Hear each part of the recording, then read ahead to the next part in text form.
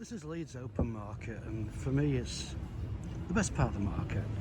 You can get just about anything here. You got fruit and veg down the far end, in the middle clothes, shoes, used. There's even a guy who sells guitars here sometimes. You name it, you can pretty much pick it up. And for me, it really captures the spirit of the way the market has been through the centuries. And we can understand what it was like in 1870 thanks to a man called Ramsden Farrar, care of Stephen Burt and Kevin Grady. And he described a man called Cheap Jack who sold pink soap, maybe from right over here. And he'd get a crowd around and he'd select a boy, take out one of the soaps, scrub him up and then send him back into the crowd.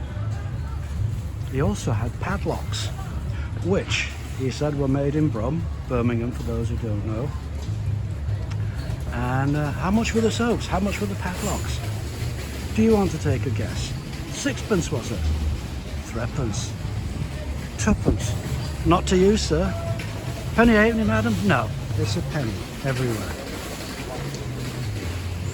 And then over there, there'll be Dr. Green. He had a table set up behind him with bottles and coloured liquid, and in each of them there were worms. And people could look and see the worms moving round.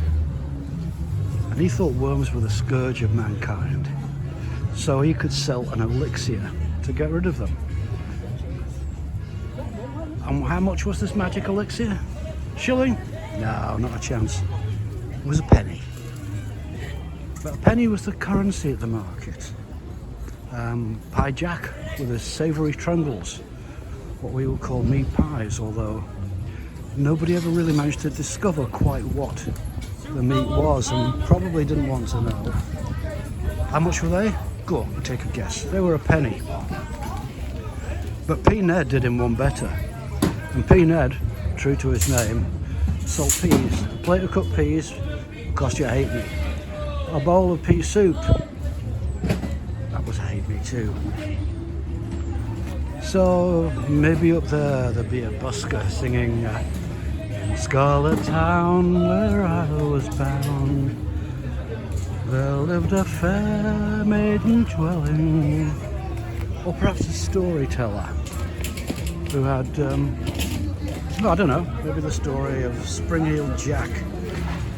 You know how it starts. When good King Arthur reigned, there lived near Land's End of England a farm lad. And he only had one son, and he called him Jack. Somewhere right over there, they had what they called the catchpenny shows, which were of course a penny. And you'd go over there, pay your money, and be entertained by seeing the King of Assam. A man dressed up as an African king, and he had his bodyguard with him. Was his bodyguard big and strapping? Well, no, actually, his bodyguard was a raccoon on a lead. Or there was the monster of the deep. Monster of the deep, yes. That was a big cod in a tank. You pay your penny and you take your chances, but that was the market. It was all do what you can to get by. And just 14 years later, in 1884, a gentleman named Michael Marks opened up a store, called it his Penny Bazaar.